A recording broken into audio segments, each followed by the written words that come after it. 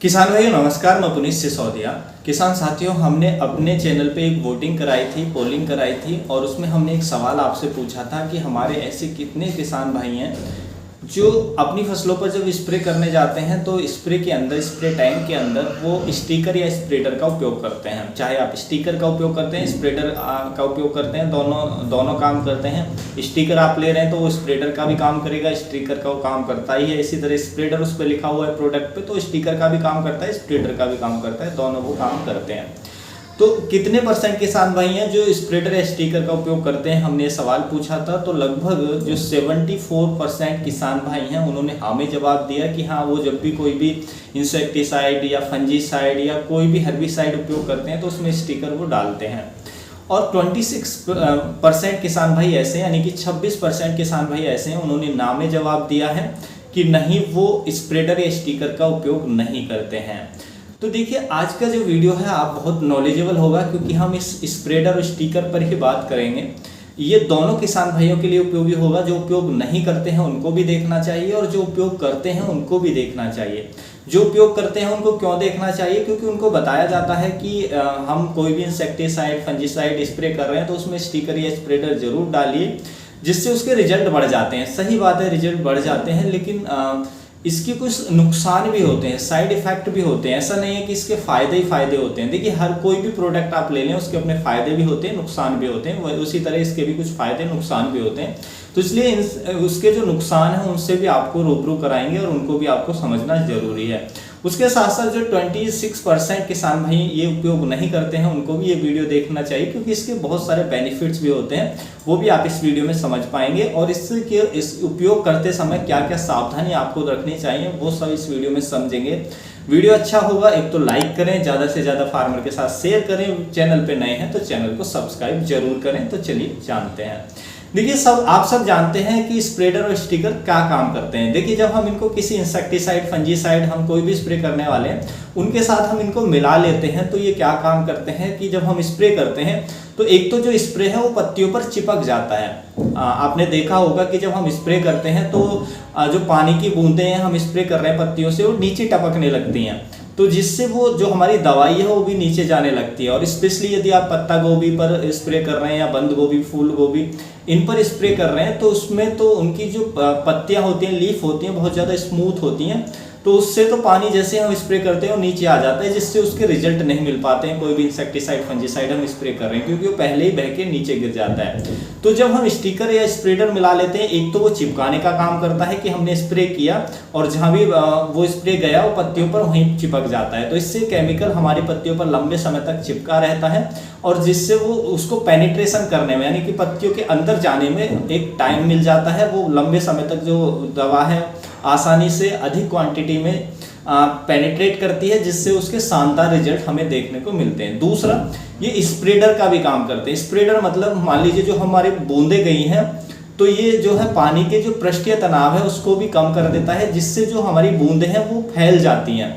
ऐसा नहीं है कि बूंद जहाँ गिरी तो वहीं पर गिरी रहेगी। आपने देखा होगा कि पानी की बूंद जब गिरती है तो बूंद की तरह वो काम करता है कि बूंद वहीं पड़ी रहेगी, लेकिन ये क्या काम करता है, जब हम स्प्रेडर मिला देते हैं तो वो बूंद नहीं रहेगी, उसको ये फैला देता है, पूरी पत्ती पर फैला देता है। जैसे कोई हम ऑयल डालते हैं, तेल डालते हैं, तेल डालने के बाद ऑयल आप डालेंगे कागज पे तो वो धीरे धीरे पूरे उस पर पहनने पर वो फैल जाता है, वो बूंद की तरह नहीं रहता है। लेकिन पानी आप एक बूंद डालेंगे तो बूंद की तरह ही आपको दिखेगा। तो स्प्रेडर का काम होता है पूरी पत्ती पर फैला देना समान रूप से, और फिर वो चिपकाने का भी काम करता है, यानी कि चिपकाए रखता है, जिससे जो केमिकल है वो पेनिट्रेट कर जाता है अच्छे से और बारिश के बाद भी वो धुलता नहीं है। तो बारिश के मौसम में तो ये बहुत अच्छा रिजल्ट दिखाता ही है। रेनी सीजन जैसा अभी चल रहा है तो उसके लिए तो बहुत अच्छा है, हमें उपयोग करना चाहिए। तो इससे जो हम कीटनाशक या फफूंदीनाशक हम उपयोग कर रहे हैं उसके शानदार रिजल्ट हमें देखने को मिलते हैं, तो इसलिए हमें उपयोग करना चाहिए। अब देखिए, सवाल उठता है क्या हम इसको उपयोग करें तो हर इंसेक्टिसाइड या फंजीसाइड के साथ हम इसको उपयोग कर सकते हैं? कोई भी हम इंसेक्टिसाइड ला रहे हैं, कोई भी फंजीसाइड ला रहे हैं, क्या सबके साथ हम इसको जो हमारा स्टिकर या स्प्रेडर है हम उपयोग कर सकते हैं? नहीं। तो देखिए, बिल्कुल भी नहीं।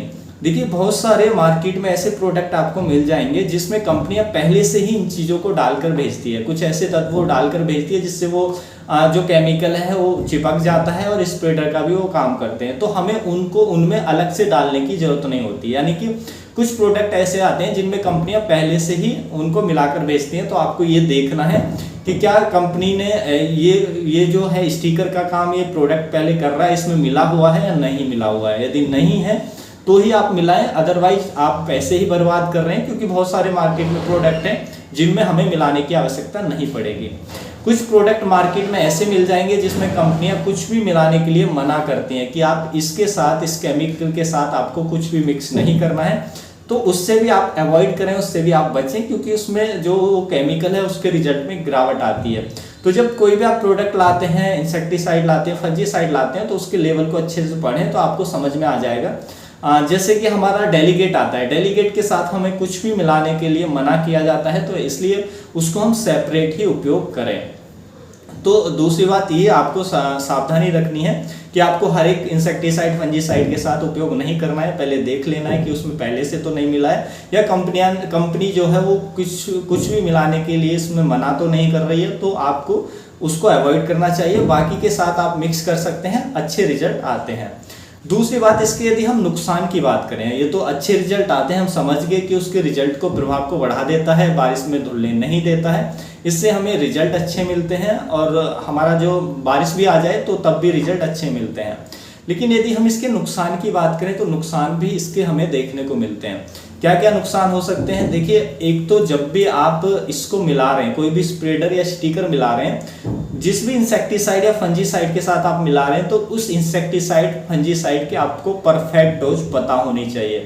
यदि आपको उसकी सही डोज नहीं पता है, और मान लीजिए ज़्यादा डोज आप दे रहे हैं और उसके साथ ऊपर से आपने स्टिकर मिला लिया, तो फिर उसमें जो बर्निंग है, आपकी पत्तियों में जो बर्निंग है वो आ सकती है, पत्तियों पे जो नुकसान है, हार्म है, वो ज़्यादा पहुंच सकता है।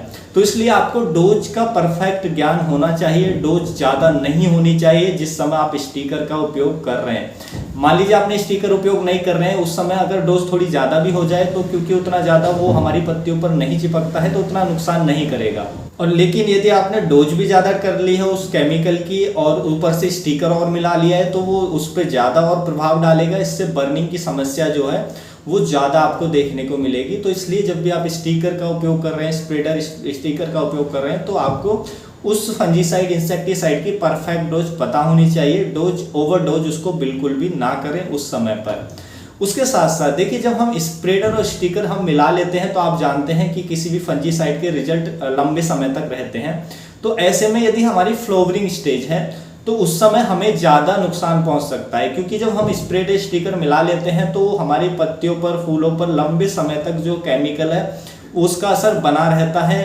तो लंबे अरसे तक उसका असर बना रहेगा, तो जो हमारे पॉलिनेटर्स हैं, यानी कि जैसे मधुमक्खियां हैं जो परागण करती हैं, उनको ज़्यादा नुकसान पहुंच सकता है। तो फ्लावरिंग के समय आप अगर इससे बच सकते हैं तो आपको बचना चाहिए कि आप स्प्रेडर या स्टिकर का उपयोग ना करें फ्लावरिंग के समय, यदि आप कोई फंजीसाइड, इंसेक्टिसाइड स्प्रे कर रहे हैं, क्योंकि अगर उस समय करेंगे तो हमारे जो मधुमक्खियां, उनको ज़्यादा नुकसान होगा। तो हमारी जो पॉलिनेशन की प्रक्रिया है, परागण की प्रक्रिया है, फूलों के अंदर प्रॉपर नहीं हो पाएगी, और जिसकी वजह से फ्लावर ड्रॉप आपको ज़्यादा देखने को मिल सकता है। तो इसलिए फ्लावरिंग स्टेज है, तो उस समय आपको स्प्रेडर या स्टिकर का उपयोग करने से जरूर बचना चाहिए। तो जब भी आप स्प्रेडर या स्टिकर का उपयोग कर रहे हैं, तो आपको इन सभी चीज़ों का ध्यान रखते हुए ही उपयोग करने चाहिए। और बेशक इसके रिजल्ट भी अच्छे मिलते हैं बहुत सारे इंसेक्टिसाइड, फंजीसाइड के साथ, तो आप उपयोग भी कर सकते हैं, लेकिन जो मैंने सावधानी बताई उनको ध्यान में रखते ही आप उपयोग करें। तो उम्मीद है किसान भाइयों, जो आज की जानकारी है आपको अच्छी लगी होगी। जानकारी अच्छी लगी तो वीडियो को लाइक कीजिएगा, ज़्यादा से ज़्यादा फार्मर के साथ इसे शेयर कीजिएगा, ताकि उन तक भी जानकारी पहुँच सके।